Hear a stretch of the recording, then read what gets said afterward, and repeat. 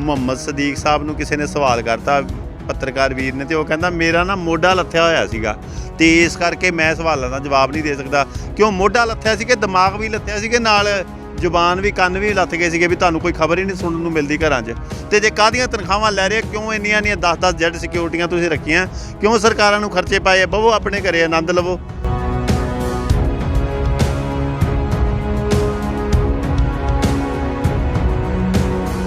ਵਾਧੂ ਸਾਲੀਆਂ ਵਾਂਗੂ ਚੋਂਚਲੇ ਕਰਕੇ ਦੇਖ ਲਏ, ਪਰ ਪ੍ਰਾਹੁਣੇ ਉੱਥੇ ਪਹੁੰਚ ਗਏ ਆ। ਤੇ ਜਿਹੜੇ ਕਹਿੰਦੇ ਸੀ ਨਾ ਅਸੀਂ ਚਾਹ ਬੜੀ ਵਧੀਆ ਬਣਾ ਲੈਂਦੇ ਸਾਡੇ, ਅਸੀਂ ਤਾਂ ਚਾਹ ਵੇਚੀ ਸਾਰੀ ਉਮਰ, ਤੇ ਆਜੋ ਫਿਰ ਪ੍ਰਾਹੁਣੇ ਪਹੁੰਚ ਗਏ। ਹੁਣ ਚਾਹ ਵੇਚੋ, ਉਹਨਾਂ ਨੂੰ ਵੇਚ ਦਿਓ ਤਾਂ ਵੀ ਖਰੀਦ ਲੈਣਗੇ, ਤੇ ਜੇ ਪਿਆ ਦੋਗੇ ਤਾਂ ਵੀ ਪੀ ਲੈਣਗੇ, ਪਰ ਵਿਆਹ ਕੇ ਐਤਕੀ ਲਿਆਉਣਗੇ, 19ਵੀਂ ਵਾਰੀ ਵਿਆਹ ਕੇ ਲਿਆਉਣਗੇ।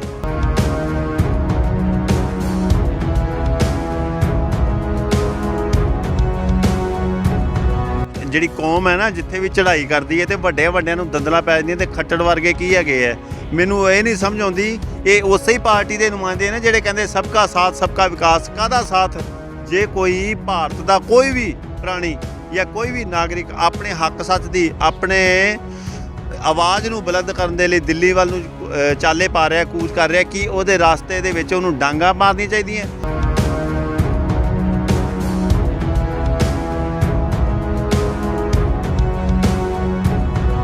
ਮੈਨੂੰ ਤਾਂ ਇਹਨਾਂ 'ਚ ਕੋਈ ਸਮਝਦਾਰੀ ਵਾਲੀ ਗੱਲ ਹੀ ਨਹੀਂ ਨਜ਼ਰ ਆਉਂਦੀ। ਵੀ ਮੈਂ ਤਾਂ ਆਪ ਹੀ ਹੈਰਾਨ ਹੈ ਵੀ ਕਿਹੋ ਜਿਹੇ ਲੋਕਾਂ ਦੇ ਅਸੀਂ ਹੱਥ ਸਿਆਸਤ ਫੜਾਤੀ ਇਹ ਦੇਸ਼ ਦੀ, ਵੀ ਕੋਈ ਫੈਸਲੇ ਦੇ ਵਿੱਚ ਕੋਈ ਵਜਨ ਨਹੀਂ ਗਾ। ਜਦੋਂ ਦੇਸ਼ ਦਾ ਆਵਾਮ ਕਹਿ ਰਿਹਾ ਕਿ ਸਾਨੂੰ ਇਹ ਫੈਸਲਾ ਜਿਹੜਾ ਹੈ ਮਨਜ਼ੂਰ ਨਹੀਂ ਗਾ, ਦੇਸ਼ ਦਾ ਸਾਰਾ ਕਿਸਾਨ ਕਹਿ ਰਿਹਾ, ਦੇਸ਼ ਦਾ ਮਜ਼ਦੂਰ ਕਹਿ ਰਿਹਾ, ਇਹ ਧੱਕੇ ਨਾਲ ਸਾਨੂੰ ਥੋਪ ਰਿਹਾ। ਇਹ ਕਾਹਦੀ ਡੈਮੋਕ੍ਰੇਸੀ ਹੈ? ਕਾਹਦਾ ਸਾਨੂੰ ਰਾਈਟਸ ਹੈ? ਤੇ ਕਾਹਦੀ ਅਸੀਂ ਆਜ਼ਾਦੀ ਦੇ ਵਿੱਚ ਜੀ ਰਹੇ ਹਾਂ?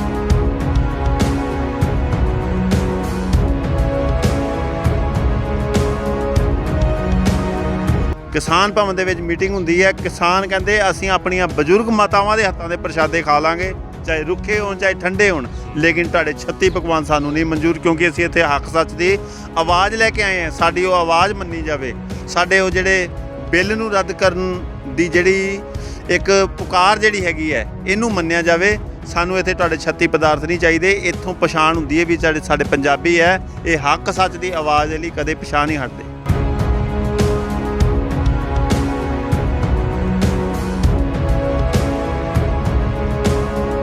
ਸੰਨੀ ਦਿਓਲ ਨਹੀਂ ਕਿਤੇ ਦਿਖਾਈ ਦੇ ਰਿਹਾ, ਕਿਉਂਕਿ ਜਦੋਂ ਕਿਤੇ ਹੱਕ ਦੀ ਗੱਲ ਹੁੰਦੀ ਆ ਫਿਲਮਾਂ 'ਚ ਤਾਂ ਬੜੇ ਨਲਕੇ ਪੁੱਟਦਾ ਵਾ, ਪਾਕਿਸਤਾਨ ਜਾ ਕੇ ਉੱਥੋਂ ਦੀ ਲੜਾਈ ਕਰ ਆਉਂਦਾ, ਉੱਥੋਂ ਦੇ ਬੰਦੇ ਮਾਰ ਆਉਂਦਾ। ਅੱਜ ਲੋੜ ਆ ਪੰਜਾਬ ਦੇ ਪੁੱਤਰ ਦੀ, ਕਿਸਾਨਾਂ ਨੂੰ, ਸਾਡੀ ਪੰਜਾਬੀਆਂ ਨੂੰ। ਅੱਜ ਕਿੱਥੇ ਨੇ? ਅੱਜ ਕਿਉਂ ਨਹੀਂ ਦਿਖਾਈ ਦੇ ਰਹੇ ਪੰਜਾਬ ਦਾ ਪੁੱਤਰ?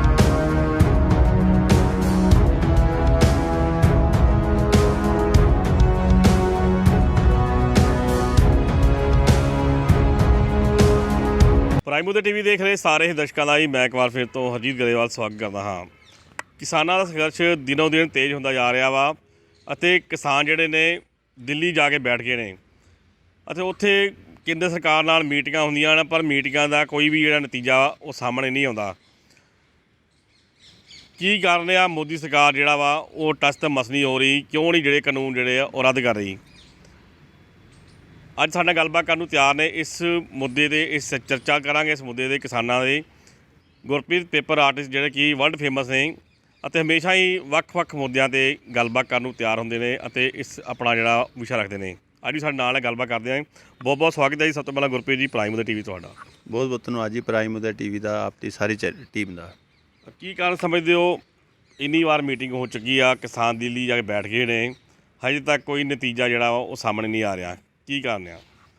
ਨਤੀਜਾ ਦੇਖੋ ਜੀ, ਜੇ ਕੋਈ ਸਮਝਦਾਰ ਬੰਦੇ ਹੋਣ ਨਾ ਸਾਹਮਣੇ, ਤੇ ਉਹ ਸਮਝਦਾਰੀ ਨਾਲ ਹੀ ਕੋਈ ਬਿਆਨ ਦਿੰਦੇ ਆ, ਸਮਝਦਾਰੀ ਨਾਲ ਹੀ ਫੈਸਲਾ ਲੈਂਦੇ ਆ। ਮੈਨੂੰ ਤਾਂ ਇਹਨਾਂ 'ਚ ਕੋਈ ਸਮਝਦਾਰੀ ਵਾਲੀ ਗੱਲ ਹੀ ਨਹੀਂ ਨਜ਼ਰ ਆਉਂਦੀ। ਵੀ ਮੈਂ ਤਾਂ ਆਪ ਹੀ ਹੈਰਾਨ ਹੈ ਵੀ ਕਿਹੋ ਜਿਹੇ ਲੋਕਾਂ ਦੇ ਅਸੀਂ ਹੱਥ ਸਿਆਸਤ ਫੜਾਤੀ ਇਹ ਦੇਸ਼ ਦੀ, ਵੀ ਕੋਈ ਫੈਸਲੇ ਦੇ ਵਿੱਚ ਕੋਈ ਵਜਨ ਨਹੀਂ ਗਾ। ਜਦੋਂ ਦੇਸ਼ ਦਾ ਆਵਾਮ ਕਹਿ ਰਿਹਾ ਕਿ ਸਾਨੂੰ ਇਹ ਫੈਸਲਾ ਜਿਹੜਾ ਹੈ ਮਨਜ਼ੂਰ ਨਹੀਂ ਗਾ, ਦੇਸ਼ ਦਾ ਸਾਰਾ ਕਿਸਾਨ ਕਹਿ ਰਿਹਾ, ਦੇਸ਼ ਦਾ ਮਜ਼ਦੂਰ ਕਹਿ ਰਿਹਾ, ਇਹ ਧੱਕੇ ਨਾਲ ਸਾਨੂੰ ਥੋਪ ਰਿਹਾ। ਇਹ ਕਾਹਦੀ ਡੈਮੋਕ੍ਰੇਸੀ ਹੈ? ਕਾਹਦਾ ਸਾਨੂੰ ਰਾਈਟਸ ਹੈ? ਤੇ ਕਾਹਦੀ ਅਸੀਂ ਆਜ਼ਾਦੀ ਦੇ ਵਿੱਚ ਜੀ ਰਹੇ ਹਾਂ? ਗੱਲ ਕਰੀਏ ਉੱਥੇ ਮੀਟਿੰਗ ਵਿੱਚ ਚਾਹ ਪਾਣੀ ਵਰਤਾਇਆ ਜਾਂਦਾ ਵਾ, ਰੋਟੀ ਤੱਕ ਜਿਹੜੀ ਆ ਉਹ ਕਿਸਾਨ ਆਪਣੇ ਵੱਲੋਂ ਲੈ ਕੇ ਉੱਥੇ ਪੰਗਤਾਂ 'ਚ ਬੈਠ ਕੇ ਖਾਂਦੇ ਨੇ। ਇਹ ਜਿਹੜਾ ਕੀ ਕਾਰਨ ਆ? ਕੀ ਸਮਝਦੇ ਤੁਸੀਂ? ਇਹ ਪੰਜਾਬੀਆਂ ਦਾ ਜਿਹੜਾ ਇਤਿਹਾਸ ਹੈ ਨਾ, ਇਹਦਾ ਪਹਿਲੇ ਪੰਨੇ 'ਤੇ ਸਭ ਤੋਂ ਪਹਿਲਾਂ ਲਿਖਿਆ ਹੁੰਦਾ ਜ਼ਮੀਰ। ਜ਼ਮੀਰ ਜਿਹੜੀ ਹੈ ਨਾ ਪੰਜਾਬੀਆਂ ਦੀ, ਜੇ ਦੇਖਣੀ ਹੋਵੇ ਤਾਂ ਅੱਜ ਤੁਸੀਂ ਜਾ ਕੇ ਦਿੱਲੀ ਦੇ ਵਿੱਚ ਦੇਖ ਸਕਦੇ ਹੋ। ਜਦੋਂ ਉੱਥੇ ਕਿਸਾਨ ਭਵਨ ਦੇ ਵਿੱਚ ਮੀਟਿੰਗ ਹੁੰਦੀ ਹੈ। ਕਿਸਾਨ ਕਹਿੰਦੇ ਅਸੀਂ ਆਪਣੀਆਂ ਬਜ਼ੁਰਗ ਮਾਤਾਵਾਂ ਦੇ ਹੱਥਾਂ ਦੇ ਪ੍ਰਸ਼ਾਦੇ ਖਾ ਲਾਂਗੇ, ਚਾਹੇ ਰੁੱਖੇ ਹੋਣ ਚਾਹੇ ਠੰਡੇ ਹੋਣ, ਲੇਕਿਨ ਤੁਹਾਡੇ 36 ਪਕਵਾਨ ਸਾਨੂੰ ਨਹੀਂ ਮਨਜ਼ੂਰ, ਕਿਉਂਕਿ ਅਸੀਂ ਇੱਥੇ ਹੱਕ ਸੱਚ ਦੀ ਆਵਾਜ਼ ਲੈ ਕੇ ਆਏ ਹਾਂ। ਸਾਡੀ ਉਹ ਆਵਾਜ਼ ਮੰਨੀ ਜਾਵੇ। ਸਾਡੇ ਉਹ ਜਿਹੜੇ ਬਿੱਲ ਨੂੰ ਰੱਦ ਕਰਨ ਦੀ ਜਿਹੜੀ ਇੱਕ ਪੁਕਾਰ ਜਿਹੜੀ ਹੈਗੀ ਹੈ, ਇਹਨੂੰ ਮੰਨਿਆ ਜਾਵੇ। ਸਾਨੂੰ ਇੱਥੇ ਤੁਹਾਡੇ 36 ਪਦਾਰਥ ਨਹੀਂ ਚਾਹੀਦੇ। ਇੱਥੋਂ ਪਛਾਣ ਹੁੰਦੀ ਹੈ ਵੀ ਸਾਡੇ ਪੰਜਾਬੀ ਹੈ, ਇਹ ਹੱਕ ਸੱਚ ਦੀ ਆਵਾਜ਼ ਦੇ ਲਈ ਕਦੇ ਪਛਾਣ ਨਹੀਂ ਹਟਦੇ। ਗੱਲ ਕਰੀ ਗੁਰਪ੍ਰੀਤ ਜੀ, ਜਦੋਂ ਦਿੱਲੀ ਵੱਲ ਕੂਚ ਕਰਨੀ ਸੀ, ਤਿਆਰੀਆਂ ਰੱਖੀਆਂ ਸੀ, ਰਸਤੇ ਵਿੱਚ ਹਰਿਆਣਾ ਬਾਰਡਰ ਆਉਂਦਾ ਵਾ। ਹਰਿਆਣਾ ਬਾਰਡਰ ਦੇ ਉੱਤੇ ਬਹੁਤ ਕਿਸਾਨਾਂ ਦਾ ਸੱਦਾ ਕੀਤਾ ਜਾਂਦਾ ਵਾ। ਉੱਥੇ ਪਾਣੀ ਦੀਆਂ ਮਛਾਲਾਂ ਕੀਤੀਆਂ ਜਾਂਦੀਆਂ ਨੇ, ਵੱਡੇ ਵੱਡੇ ਉੱਥੇ ਬੈਰੀਕੇਡ ਲਗਾਏ ਜਾਂਦੇ ਨੇ, ਅਤੇ ਨਾਲ ਹੀ ਵੱਡੇ ਪੱਥਰ ਜੇ ਟੋਏ ਮਿੱਟੀ ਜਿਹੜੇ ਪੁੱਟੇ ਜਾਂਦੇ ਨੇ। ਕੀ ਲੱਗਦਾ ਵੀ ਕਿਸਾਨ ਜਿਹੜੇ ਨੇ ਅੰਨਦਾਤਾ ਕਿਹਾ ਜਾਂਦਾ ਪੰਜਾਬ ਦੇ ਪੂਰੇ ਦੇਸ਼ 'ਚ ਜਿਹੜਾ ਉਹਨਾਂ ਦਾ ਅੰਨ ਖਾਂਦੇ ਨੇ, ਅਤੇ ਉਹ ਆਪਣਾ ਹੱਕ ਲੈਣ ਵਾਸਤੇ ਆਪਣੀ ਆਵਾਜ਼ ਵਾਸਤੇ ਦਿੱਲੀ ਜਾ ਰਹੇ ਸੀ। ਅਤੇ ਹਰਿਆਣਾ ਸਰਕਾਰ ਨੇ ਅਜਿਹਾ ਕੀ ਦੇਖ ਲਿਆ? ਕਿਸਾਨ ਆ ਰਹੇ ਸੀ ਪੰਜਾਬ 'ਚੋਂ, ਨਾ ਕੋਈ ਆਤੰਕਵਾਦੀ ਆ ਰਹੇ ਸੀ। ਅਜਿਹਾ ਕੀ ਡਰ ਪੈ ਗਿਆ ਵੀ ਜਿਹੜੇ ਉਹਨਾਂ ਨੇ ਐਡੇ ਤਗੜੇ ਬੈਰੀਅਰ ਜਿਹੜੇ ਜਾਂ ਟੋਏ ਵਗੈਰਾ ਪੁੱਟਣੇ ਸ਼ੁਰੂ ਕਰ ਦਿੱਤੇ? ਇਹ ਸੂਰਵੀਰ ਯੋਧਿਆਂ ਦੀ ਜਦੋਂ ਜਿਹੜੀ ਕੌਮ ਹੈ ਨਾ, ਜਿੱਥੇ ਵੀ ਚੜ੍ਹਾਈ ਕਰਦੀ ਹੈ ਤੇ ਵੱਡਿਆਂ ਨੂੰ ਦੰਦਲਾਂ ਪੈ ਜਾਂਦੀਆਂ, ਤੇ ਖੱਟੜ ਵਰਗੇ ਕੀ ਹੈਗੇ ਹੈ। ਮੈਨੂੰ ਇਹ ਨਹੀਂ ਸਮਝ ਆਉਂਦੀ, ਇਹ ਉਸੇ ਹੀ ਪਾਰਟੀ ਦੇ ਨੁਮਾਇੰਦੇ ਨੇ ਜਿਹੜੇ ਕਹਿੰਦੇ ਸਬਕਾ ਸਾਥ ਸਬਕਾ ਵਿਕਾਸ। ਕਾਹਦਾ ਸਾਥ? ਜੇ ਕੋਈ ਭਾਰਤ ਦਾ ਕੋਈ ਵੀ ਪ੍ਰਾਣੀ ਜਾਂ ਕੋਈ ਵੀ ਨਾਗਰਿਕ ਆਪਣੇ ਹੱਕ ਸੱਚ ਦੀ ਆਪਣੇ ਆਵਾਜ਼ ਨੂੰ ਬੁਲੰਦ ਕਰਨ ਦੇ ਲਈ ਦਿੱਲੀ ਵੱਲ ਨੂੰ ਚਾਲੇ ਪਾ ਰਿਹਾ, ਕੂਚ ਕਰ ਰਿਹਾ, ਕੀ ਉਹਦੇ ਰਾਸਤੇ ਦੇ ਵਿੱਚ ਉਹਨੂੰ ਡਾਂਗਾ ਮਾਰਨੀਆਂ ਚਾਹੀਦੀਆਂ? ਕੀ ਉਹਨਾਂ ਨੂੰ ਲੱਤਾਂ ਤੋਂ ਫੜ ਕੇ ਘੜੀਸਣਾ ਚਾਹੀਦਾ? ਕੀ ਉਹਨਾਂ ਦੇ ਉੱਤੇ ਪਾਣੀ ਦੀਆਂ ਬੁਛਾਰਾਂ ਚਾਹੀਦੀਆਂ? ਤੁਸੀਂ ਆਪਣੇ ਵੱਲੋਂ ਵਾਧੂ ਸਾਲੀਆਂ ਵਾਂਗੂ ਚੋਂਚਲੇ ਕਰਕੇ ਦੇਖ ਲਏ, ਪਰ ਪ੍ਰਾਹੁਣੇ ਉੱਥੇ ਪਹੁੰਚ ਗਏ ਆ। ਤੇ ਜਿਹੜੇ ਕਹਿੰਦੇ ਸੀ ਨਾ ਅਸੀਂ ਚਾਹ ਬੜੀ ਵਧੀਆ ਬਣਾ ਲੈਂਦੇ, ਅਸੀਂ ਤਾਂ ਚਾਹ ਵੇਚੀ ਸਾਰੀ ਉਮਰ, ਤੇ ਆਜੋ ਫਿਰ ਪ੍ਰਾਹੁਣੇ ਪਹੁੰਚ ਗਏ। ਹੁਣ ਚਾਹ ਵੇਚੋ, ਉਹਨਾਂ ਨੂੰ ਵੇਚ ਦਿਓ ਤਾਂ ਵੀ ਖਰੀਦ ਲੈਣਗੇ, ਤੇ ਜੇ ਪਿਆ ਦੋਗੇ ਤਾਂ ਵੀ ਪੀ ਲੈਣਗੇ, ਪਰ ਵਿਆਹ ਕੇ ਐਤਕੀ ਲਿਆਉਣਗੇ, 19ਵੀਂ ਵਾਰੀ ਵਿਆਹ ਕੇ ਲਿਆਉਣਗੇ। ਗੱਲ ਕਰੀਏ ਨੌਜਵਾਨਾਂ ਦੀ, ਨੌਜਵਾਨਾਂ ਨੂੰ ਬੜਾ ਕੀਤਾ ਜਾਂਦਾ ਸੀ ਵੀ ਨੌਜਵਾਨ ਧਰਨਿਆਂ ਪ੍ਰਦਰਸ਼ਨ 'ਚ ਨਹੀਂ ਪਹੁੰਚ ਰਹੇ, ਨੌਜਵਾਨ ਉੱਥੇ ਜਾਂਦੇ ਨੇ ਜਿੱਥੇ ਫਿਲਮੀ ਕਲਾਕਾਰ ਆਉਂਦੇ ਨੇ। ਪਰ ਅੱਜ ਨੌਜਵਾਨ ਵੱਡੀ ਤਾਦਾਦ ਵਿੱਚ ਦਿੱਲੀ ਪਹੁੰਚੇ ਨੇ, ਅਤੇ ਹਰਿਆਣਾ ਬਾਰਡਰ 'ਤੇ ਪਾਣੀ ਦੀਆਂ ਬਛਾੜਾਂ ਉੱਥੇ ਸਹੀਆਂ ਵਾ। ਕਿਉਂ ਜਿੱਥੇ ਪੰਜਾਬ ਨੂੰ ਬਦਨਾਮ ਵੀ ਕੀਤਾ ਜਾਂਦਾ ਵੀ ਪੰਜਾਬ ਜਿਹੜਾ ਇੱਕ ਨਸ਼ਿਆਂ ਦਰਿਆ ਵਾ, ਪੰਜਾਬੀ ਜਿਹੜੇ ਨੇ ਨੌਜਵਾਨ ਨਸ਼ਾ ਕਰਦੇ ਨੇ। ਕਿਉਂ ਫਿਲਮ ਜਿਹੜੀ ਦਰਸਾਈ ਗਈ ਸੀ ਉੜਤਾ ਪੰਜਾਬ। ਪਰ ਕੀ ਲੱਗਦਾ ਵੀ ਪੰਜਾਬ ਦੇ ਸਾਡੇ ਨੌਜਵਾਨ ਨੇ ਉਹ ਨਸ਼ੇ ਵਾਲੇ ਹੁੰਦੇ, ਐਡੀਆਂ ਪਾਣੀ ਦੀਆਂ ਬਛਾੜਾਂ ਜਾਂ ਐਡੇ ਵੱਡੇ ਪੱਥਰ, ਕੋਈ ਲੱਗਦਾ ਵੀ ਕੋਈ ਨਸ਼ੇੜੀ ਜਿਹੜੇ ਚੁੱਕ ਸਕਦੇ ਸੀ? ਪੰਜਾਬ ਨੂੰ, ਪੰਜਾਬੀਅਤ ਨੂੰ, ਪੰਜਾਬ ਦੇ ਨੌਜਵਾਨ ਨੂੰ ਹਮੇਸ਼ਾ ਤੋਂ ਹੀ ਬਦਨਾਮ ਕਰਨ ਦੀ ਕੋਸ਼ਿਸ਼ ਕੀਤੀ ਜਾਂਦੀ ਹੈ ਕਿ ਇਹ ਨਸ਼ੇ ਦੇ ਵਿੱਚ ਲਿਪਤ ਨੇ, ਇਹ ਤੇ ਜੀ ਨਸ਼ੇੜੀ ਨੇ, ਇਹ ਤੇ ਸਮੈਕੀਏ ਨੇ। ਮੈਂ ਅੱਜ ਕਹਿ ਦੇਣਾ ਚਾਹੂੰਗਾ, ਉੱਥੇ ਚੜ੍ਹਦੀ ਕਲਾ ਦੇ ਵਿੱਚ ਖਾਲਸਾ ਪਹੁੰਚ ਗਿਆ, ਸਾਡਾ ਪੰਜਾਬੀ ਪਹੁੰਚ ਗਿਆ, ਚਾਹੇ ਉਹ ਹਿੰਦੂ ਵੀਰ ਹੈ, ਚਾਹੇ ਮੁਸਲਮਾਨ ਹੈ, ਚਾਹੇ ਸਿੱਖ ਹੈ, ਚਾਹੇ ਈਸਾਈ ਹੈ, ਇੱਕਮਿਕ ਹੋ ਕੇ ਕਿਸਾਨ ਦੇ ਪੁੱਤਰ ਬਣ ਕੇ ਪਹੁੰਚੇ ਆ। ਤੇ ਅੱਜ ਜਿਹੜੇ ਵੱਡੇ ਲੋਕਾਂ ਨੂੰ ਦੰਦਲਾਂ ਪਈ ਜਾਂਦੀਆਂ ਨਾ, ਇਹਨਾਂ ਦਾ ਏਕਾ ਦੇਖ ਕੇ ਪੈਂਦੀ ਪਈ ਹੈ। ਤੇ ਜਿਹੜੇ ਕਹਿੰਦੇ ਨਾ ਪੰਜਾਬ ਦੇ ਲੋਕੀ ਨਸ਼ੇੜੀ ਸੀਗੇ, ਇਹ ਨਸ਼ੇੜੀ ਨਹੀਂ ਸੀਗੇ, ਇਹ ਸੁੱਤੇ ਜ਼ਰੂਰ ਹੋਏ ਸੀਗੇ।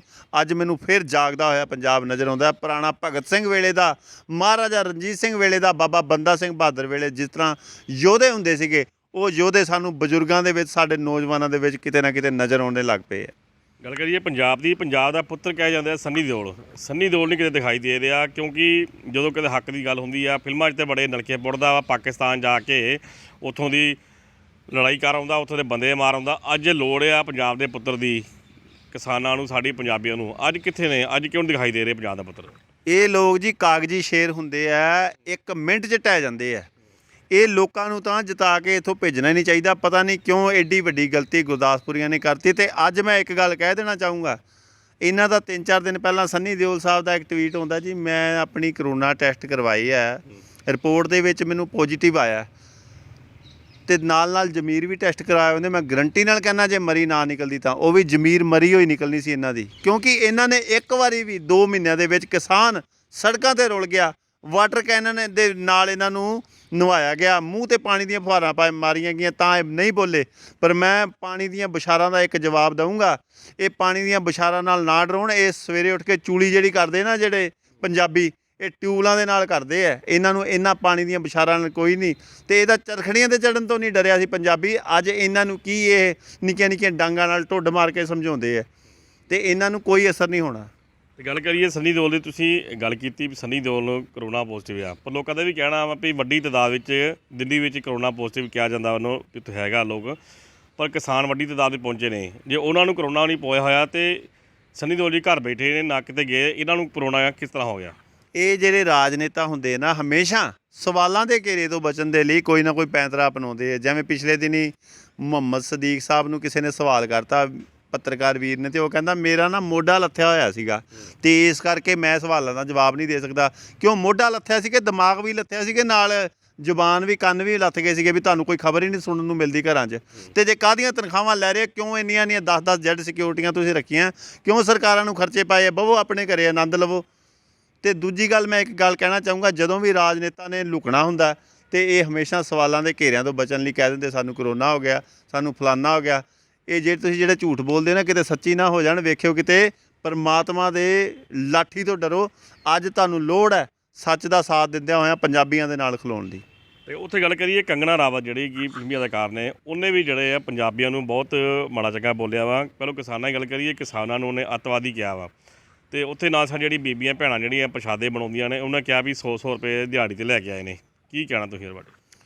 ਕੰਗਣਾ ਰਣਾਵਤ ਨੂੰ ਮੈਂ ਇੱਕ ਗੱਲ ਕਹੂੰਗਾ, ਗਜਨੀ ਦੇ ਬਾਜ਼ਾਰ ਦੇ ਜਿਹੜੇ ਇਤਿਹਾਸ ਹਨ ਉਹ ਪੜ੍ਹ ਲਈ ਤੇ ਗੂਗਲ ਤੇ ਜਾ ਕੇ ਪੰਜਾਬੀਆਂ ਦਾ ਇਤਿਹਾਸ ਪੜ੍ਹ ਲਈ। ਮਾਤਾ ਭਾਗ ਕੌਰ ਦੀਆਂ ਪੁੱਤਰੀਆਂ ਨੇ ਇਹ ਮਾਤਾ ਸਾਹਿਬ ਕੌਰ ਦੀਆਂ ਪੁੱਤਰੀਆਂ ਨੇ। ਤੇ ਦਸੰਬਰ ਦਾ ਮਹੀਨਾ ਚੱਲ ਰਿਹਾ ਜੇ, ਇਤਿਹਾਸ ਗੂਗਲ ਤੋਂ ਪੜ੍ਹ ਕੇ ਦੇਖ ਲਈ। ਮਾਤਾ ਗੁਜਰ ਕੌਰ ਦੀਆਂ ਪੁੱਤਰੀਆਂ ਨੇ ਇਹ, ਜਿਨ੍ਹਾਂ ਨੂੰ ਤੂੰ ਕਹਿ ਰਹੀ ਆ 100 ਰੁਪਏ ਦਿਹਾੜੀ ਵਾਲੀਆਂ। ਤੇਰੇ ਕਿਤੇ 60 ਸਾਲ ਦੀ ਸਾਡੀ ਮਾਤਾ ਦੇ ਤੂੰ ਅੜਿੱਕੇ ਆ ਗਈ, ਤੈਨੂੰ ਤਾਂ ਗੁੱਤਾਂ ਤੋਂ ਫੜ ਕੇ ਉਹਨੇ ਕੰਧ ਨਾਲ ਮਾਰ ਕੇ ਘੜੀਸ ਕੇ ਮਾਰਨਾ। ਤੂੰ ਕਿਹੜੀ ਖੇਤ ਦੀ ਮੂਲੀ ਹੈਗੀ ਹੈ? ਇਹ ਧਿਆਨ 'ਚ ਰੱਖੀ। ਹੁਣ ਪੰਜਾਬ ਬੜੀ ਤੇ ਤੈਨੂੰ ਦੱਸਣਗੀਆਂ ਵੀ ਉਹ 100 ਰੁਪਏ ਦਿਹਾੜੀ ਵਾਲੀਆਂ ਸੀ ਕਿ 100 ਕਿਲੋ ਦਾ ਉਹਨਾਂ ਦਾ ਹੱਥ ਹੈਗਾ। ਤੇ ਇਸ ਕਰਕੇ ਬਿਆਨ ਦੇਣ ਤੋਂ ਬਚੇ। ਤੇ ਨਾਲ ਮੈਂ ਇੱਕ ਗੱਲ ਹੋਰ ਕਹਿਣਾ ਚਾਹੂੰਗਾ ਸਾਡੇ ਪੰਜਾਬੀ ਵੀਰਾਂ ਨੂੰ, ਇਹੋ ਜਿਹੇ ਲੋਕ ਜਿਹੜੇ ਸਾਡਾ ਧਿਆਨ ਨੂੰ ਰੋਟੇਟ ਕਰਨ ਦੀ ਕੋਸ਼ਿਸ਼ ਕਰਦੇ, ਵੀ ਪਾਸੇ ਇੱਧਰ ਉੱਧਰ ਡਿਵਾਈਡ ਕਰ ਦਿੰਦੇ ਕਿ ਇਹਨਾਂ ਦਾ ਫੋਕਸ ਜਿਹੜਾ ਮੇਨ ਮੁੱਦੇ ਤੋਂ ਭਟਕੇ। ਇਹਨਾਂ ਮੁੱਦਿਆਂ 'ਤੇ ਅਸੀਂ ਚੱਕਰਾਂ 'ਚ ਨਹੀਂ ਹੋਣਾ। ਤੇ ਇਸ ਕਰਕੇ ਅਸੀਂ ਮੇਨ ਮੁੱਦੇ ਜਿਹੜੇ ਲੈ ਕੇ ਗਏ, ਕਿਸਾਨੀ ਬਿੱਲ ਮਾਫ ਕਰਾਉਣੇ, ਉਹਦੇ ਨਾਲ ਹੀ ਮੈਂ ਪੰਜਾਬੀਆਂ ਨੂੰ ਬੇਨਤੀ ਕਰੂੰਗਾ ਕਿ ਜਿੱਥੇ ਤੁਸੀਂ ਸਬਰ ਸੰਤੋਖ ਦਾ ਸਬੂਤ ਦਿੱਤਾ, ਨਾਲ ਹੀ EVM ਨੂੰ ਵੀ ਰੱਦ ਕਰਾ ਕੇ ਆਈਏ, ਤਾਂ ਕਿ ਜਿਹੜਾ ਸਾਡਾ ਕਾਲਾ ਕਾਨੂੰਨ ਦੇਸ਼ ਦੇ ਵਿੱਚੋਂ ਖਤਮ ਹੋਵੇ ਤੇ ਚੰਗਾ ਸਾਫ਼ ਸੁਥਰਾ ਭ੍ਰਸ਼ਟਾਚਾਰ ਮੁਕਤ ਭਾਰਤ ਦੁਬਾਰਾ ਤੋਂ ਸਿਰਜ ਸਕੀਏ। ਗੁਰਪ੍ਰੀਤ ਦੀ ਗੱਲ ਕਰੀਏ, ਪੰਜਾਬੀ ਇਤਿਹਾਸ ਦੀ ਗੱਲ ਕਰੀਏ, ਪੰਜਾਬੀ ਜਿਹੜੇ ਨੇ ਯੋਧੇ ਕਹੇ ਜਾਂਦੇ ਨੇ। ਹਮੇਸ਼ਾ ਜੰਗਾਂ ਵੇਖ ਲਓ ਤੁਸੀਂ ਇਤਿਹਾਸ ਦੀਆਂ, ਪੰਜਾਬੀਆਂ ਨੇ ਹਰ ਇੱਕ ਜਿਹੜੀ ਜੰਗ ਜਿੱਤ ਕੇ ਆਏ ਨੇ। ਉੱਥੇ ਗੱਲ ਕਰੀਏ ਦਿੱਲੀ ਦੀ ਕੀ ਲੱਗਦਾ ਵੀ ਜਿਹੜੇ ਇਹ ਵੀ ਪੰਜਾਬੀ ਜਿਹੜੇ ਨੇ ਸਾਡੇ ਕਿਸਾਨ ਜਿਹੜੇ ਜਿਹੜੀ ਜੰਗ ਆ ਜਿੱਤ ਕੇ ਲਿਆਉਣਗੇ? ਕੀ ਕਹਿਣਾ ਚਾਹੁੰਦੇ ਇਹਦੇ ਬਾਰੇ? ਇੱਕ ਗੁਰਬਾਣੀ ਦੇ ਵਿੱਚ ਇੱਕ ਉਪਦੇਸ਼ ਖਾਲਸੇ ਨੂੰ ਮਿਲਦਾ ਪੰਜਾਬੀ ਨੂੰ, ਪਹਿਲਾ ਮਰਨ ਕਬੂਲ ਜੀਵਨ ਕੀ ਛੜ ਆਸ, ਜੀਵਨ ਕੀ ਛੜ ਆਸ ਹੋ ਸਭਨਾ ਕੀ ਰੇਣਕਾ ਤੋ ਆਓ ਹਮਾਰੇ ਪਾਸ। ਠੀਕ ਹੈ, ਜੋ ਤੋ ਪ੍ਰੇਮ ਖੇਲਣ ਕਾ ਚਾਓ ਸਿਰ ਧਰ ਤਲੀ ਗਲੀ ਮੇਰੀ ਆਓ। ਅਸੀਂ ਬਾਬਾ ਦੀਪ ਸਿੰਘ ਜੀ ਦੇ ਪੁੱਤਰ ਹਾਂ, ਉਹਨਾਂ ਦੇ ਵਾਰਸ ਹਾਂ।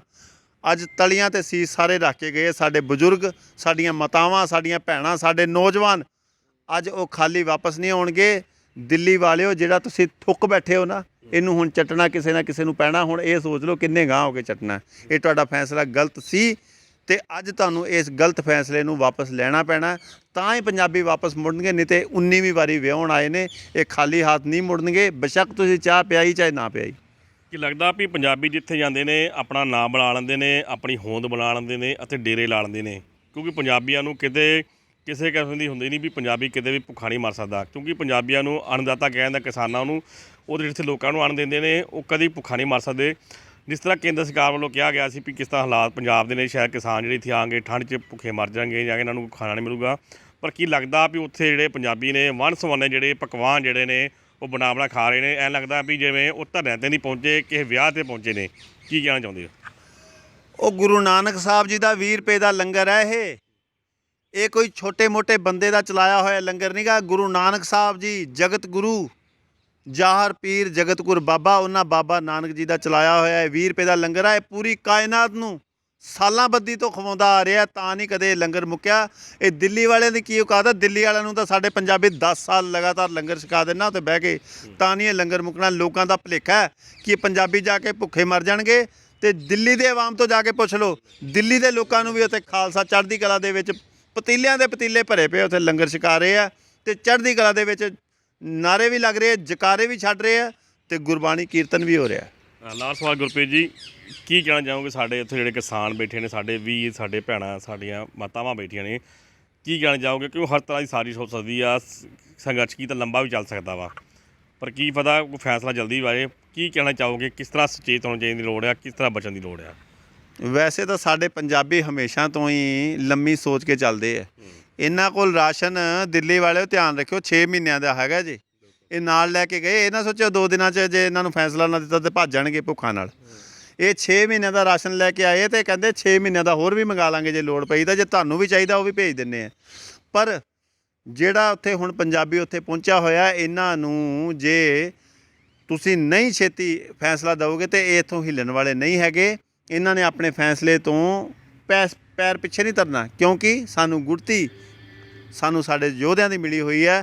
ਬਾਬਾ ਜੋਰਾਵਰ ਸਿੰਘ, ਬਾਬਾ ਫਤਿਹ ਸਿੰਘ ਜਿਹੜੇ ਨੀਹਾਂ 'ਚ ਚਿਣੇ ਗਏ, ਲੇਕਿਨ ਉਹਨਾਂ ਨੇ ਸੀ ਨਹੀਂ ਕੀਤੀ, ਆਪਣੇ ਧਰਮ ਤੋਂ ਨਹੀਂ ਡੋਲੇ, ਆਪਣੇ ਹੱਕ ਸੱਚ ਦੀ ਆਵਾਜ਼ ਨੂੰ ਬੁਲੰਦ ਕਰਨ ਤੋਂ ਨਹੀਂ ਡੋਲੇ। ਅੱਜ ਉਹੀ ਖਾਲਸਾ ਉੱਤੇ ਬੈਠਾ ਤੇ ਸਾਨੂੰ ਫਤਿਹ ਹੀ ਚਾਹੀਦੀ ਹੈ ਤੇ ਫਤਿਹ ਕਰਕੇ ਹੀ ਖਾਲਸਾ ਵਾਪਸ ਆਏਗਾ। ਠੀਕ ਹੈ ਜੀ, ਬਹੁਤ ਬਹੁਤ ਧੰਨਵਾਦ ਜੀ।